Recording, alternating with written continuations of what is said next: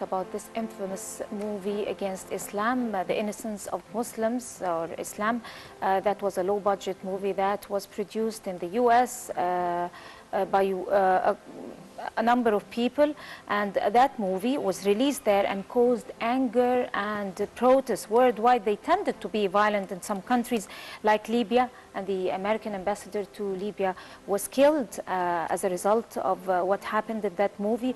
That was also broadcasted on the internet, and most of the people saw it, and really didn't like what they saw, and the protests were a result to that movie. There were also cartoons that were published that followed that movie against the Holy Prophet Muhammad, peace be upon him, in a French magazine. So those were a couple of incidents and things that needed a pause or a halt by Muslims to stop and think, how are they going to react to incidents like that? In what way are they going to protest? Because this is a reflection to our religion, to the Muslim religion, and also to our culture. In that issue, we have with us Dr. ابراهيم نجم. He's an advisor to the Grand Mufti of Egypt. Good morning, Dr. Nigm. He's going to talk to us about those two incidents. Good morning, Dr. Nigm. My first question to you is, what is your opinion of the whole scene that happened in reaction to the movie as a whole? Of course, it seems like people give it more attention than it deserved, some people think. So what's your opinion on this, and how should the Middle East countries, the Arab countries, and the Muslim population, how should have they reacted to this movie? Bismillahir Rahmanir Rahim, Alhamdulillah, wassalatu wassalamu ala Rasulillah. Good morning. It's a real pleasure, and thank you for giving me the opportunity to talk about this sensitive, delicate topic. We've been living in this kind of atmosphere for almost a little more than 2 weeks now, since the 11th anniversary of 9/11. So basically, we've been living as Muslims in this kind of episodes from a long time. So this is not the only incident, and it is not going to be the last incident. But as we're living in literally a global valley, something that happens in the remote parts of Japan, we know about it the instant it happens. So basically, this infamous movie that was released on the anniversary of 9/11, which is again playing with the sentiments of people because of this tragic incident that took place about 11 years ago. It was released, and it aroused so many reactions by Muslims and non-Muslims, and as you mentioned in the introduction, some of these reactions were unfortunately violent, and my assumption is the violence in Libya was not necessarily because of the protest against the movie. It was a political one. As we know that Libya has just emerged after dictatorship for so many years. So it was a political move rather than a violent protest against the movie. And later, these protests has erupted in many parts of the world. Some of them were unfortunately a bit violent, especially in Pakistan, where almost 16 people lost their lives. It was very unfortunate. And then we've witnessed a little bit of violence in Sana'a, in Yemen, as well as in Beirut. Here in Egypt, even though there was some riots here and there, but thank God we did not have violence in Egypt. My opinion is that as Muslims we should stay away from reactions, and we should rather make initiatives and make preemptive and preventive measures. We've been sick and tired of reacting. You know, something happens and we react to it. And unfortunately, this reaction does not last for long.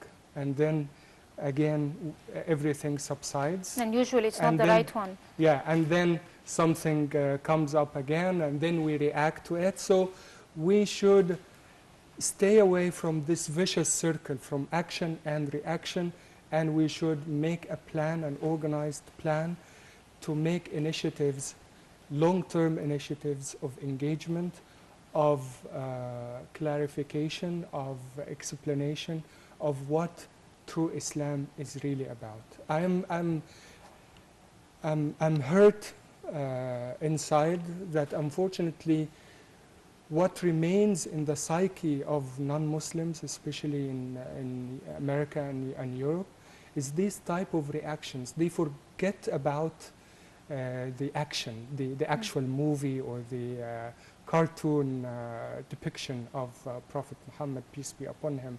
What remains in the psyche of people is the reaction, and they forget about the action itself. So we have to devise plans, long-term plans of engagement, of reach out, to talk to them, to explain to them what Islam is really is all about and what the Prophet Muhammad is all about. Right, Dr. Nigm, if we look at this instance, those two instances from different angles, I understand that that happened with the commemoration of that saga of the 9/11. But also, don't you think that they exactly know, there are well-educated people with a cultural background, I mean, from the West, that already know what is Islam, the reality of Islam? Don't you think that we should also put the blame, according to some political analysts who came up to say that, well, the United States have its share also in what's happening, because they, for a long time now, they have been acting as an incubator for the fundamentalists and the extremism and this type of culture, and they have been feeding it. Mm-hmm. And that was a reaction to long years of under the table policy that have been going through. So how do you think this is, if you can correct me? I partially agree with you that there are a lot of people to blame, especially in my understanding, this whole saga, or this recent saga and the saga of 9/11 was political rather than religious. So politics played a major part in the making of these sagas, the past one and the recent one. But I am more concerned about lay people who do not know much about Islam. Of course, so many people are well educated, but they know very little. I lived in the States for more than 12 years, studying there and teaching at the university and dealing with the community at large. I visited so many churches, synagogues, universities, lecturing, and I found that even though we are living in the information technology age, but this information technology age has made us ignorant of each other. We are at the mercy of now the computers and iPads and laptops, and we often take these tools as our window to the world. We lost the engagement, and that's why I think what is at risk now is that we have failed to engage the people, especially non-Muslims at large, the layman people. I understand that also the political interest groups have a lot to be blamed because they have fueled the fire of this saga. But as a person coming from Dar al-Ifta and from Al-Azhar, I tend to blame myself first because we have not adequately engaged these people. We have not adequately done our homework of reaching out, of spreading awareness. I'm not so much interested in the other areas and the other fronts, because this is not my prerogative. My prerogative is to play my role in engaging people, in raising their awareness about Islam. I understand that there are other areas that should be tapped as well, and the decision-making authorities should also make this a priority. Otherwise, we are verging into a clash of civilizations, as some of the political analysts have predicted a long time ago. You're touching on a very important point, and that's the role of the Muslim world, and especially now the role of Islamic entities. What do you think the role should be now in reaction to this movie and in reaction to the ignorance that has risen according to Islam? So what should we be doing to transfer the good picture, the good depiction of Islam and Prophet Muhammad, peace be upon him? I think our role should be divided into two major roles. The first one is corrective, which basically to engage people. Whenever something inaccurate comes in the media, we should immediately take a measure by correcting it, by contacting this media outlet. And this is what we have been doing actually. We have sent letters to the editors in many newspapers recently, because they have said something inaccurate about Islam and Muslims. So we have to be in the forefront. We should not wait around. When something inaccurate comes, we should contact this media outlet, be it TV or print media or anything. Right away we correct things. But still the major role that we should be playing is preventive, spreading awareness, reaching out, talking about the true Islam, because as you know, a layman would not distinguish what is credible teachings of Islam from the self-acclaimed teachings of Islam. So we have to be engaging more and more, talking to them, spreading awareness, and telling them that if you have a question, come to us. And that's why one of the unique things that the Grand Mufti did was to make a state-of-the-art website in Dar al-Ifta. It is www.dar-alifta.org in 8 languages. Wow. Okay, 8 languages, European as well as some of the Asian languages, because we have substantial Muslim countries in South Asia. So we need engagement, and we need to do more of awareness campaigns. This is a really good start, though. Yes. 8 languages. Yes. We have to break the cycle of talking to ourselves. We have to talk to the people. We have to reach out. Our target audience is not 90 million Muslims and Christians in Egypt. Our target audience is 6 billion people. We have to broaden this vision. We have to understand that we are living in a global valley. We cannot just talk to ourselves. We have to talk to the people. We have to talk to the world at large. Right. Dr. Nigm, let us go back to the layman in the street that is a very important part of the picture. And if we take a flashback into other similar instances with other problems like that, we remember Martin Scorsese did the movie The Last Temptation of Jesus Christ. Yes. He imagined that Jesus Christ got married and had children, and then came Mel Gibson later on, several years, and he did that movie, the Passion of Jesus Christ, and Yes. there was a very strong reaction from the Jewish community, and but the people, the world community received that with tolerance. But when this movie came, people did not receive it the right way, I mean, the world community. But let us be, frank and take things that, look at reality and look at things as they happened. It was because the reaction was not proper. Again, I'm building on what Reem said. What should be done on your part? I beg to differ in this point. What you have raised that, well, in the other depiction of movies depicting the Prophet Jesus, peace be upon him, why the reaction was tolerant and why our reaction is not tolerant.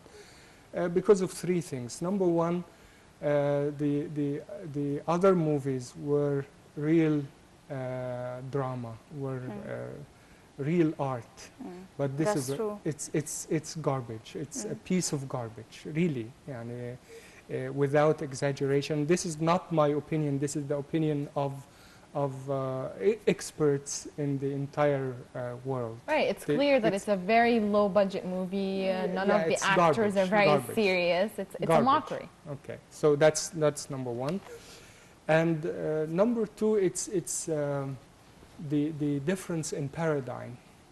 In the West, there's a paradigm.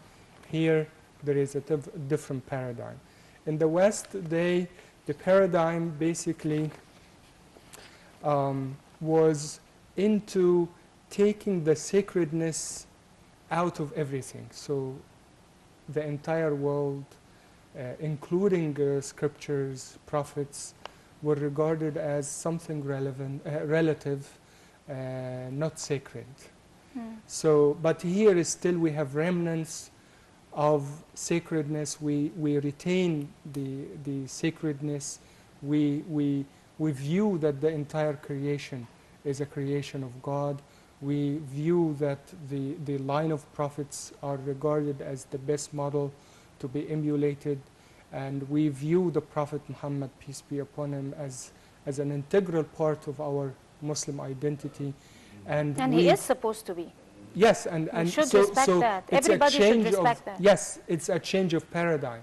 What we have failed to convey to the Western people is basically this utter respect of our religious traditions and our religious symbols and our Prophet, peace be upon him, and in this case all the prophets, because any ridicule of a previous prophet is also a ridicule of our prophet. So we fail to engage them by explaining to them that yes, in your paradigm of thinking, you have succeeded a bit in taking the sacredness out of everything, including your religious scriptures, including your religious figures. But listen, guys, we have a tradition in which we utterly love our prophet more than ourselves. And any ridicule or any offense against our prophet is something that should not be taken lightly. So this is the second reason why the case is different. It's a change of paradigm. It's a paradox of paradigm, so to speak. The third reason is that, as you have mentioned, and also as you have mentioned in the introduction, it was an overreaction because of it was made or it was being politicized. So it is not the religious aspect that was in the making, it was rather the political aspect, especially the context in Libya, which was the bloodiest because of Ambassador Kress was murdered. Yes, Kress. So basically, it was highly politicized. It was not a religious debate, and I still believe that it is more political than religion. My last comment on this part is that the majority of sane, wise people in the entire world are supportive of us. It is only a fringe few, a fringe minority who are making the noise. But unfortunately, this minority is taking the lion's share in the media outlets. Really? That's the problem. They take the podium. And what we are trying to do, and what His Excellency, His Eminence, the Grand Mufti of Egypt is trying to do, is to reach out in the Western media outlets. We have made a major interview with Reuters. Yesterday we made a major interview in the AP, Associated Press. And we had a piece published in the Washington Post, in Tagesspiegel, in Sonntagszeitung in Switzerland. So that we can get our message Exactly. across to the world. To the world. That's what we're trying to do. In their media outlets, not in the local ethnic media outlets where we are again talking to ourselves. We have to reach out. Right. Dr. ابراهيم النجم, advisor to the Grand Mufti of Egypt, thank you so much for being with us. Unfortunately, we're running out of time, but it was a fruitful conversation. We really benefited from it. Thank you so much. Thank you. And Best of now luck. we're going to go to a really quick break with Dina Yunus. She's going to show us around the Abydos temple. We're going to find out what she has in store for us, and we'll be right back with more on The Breakfast Show.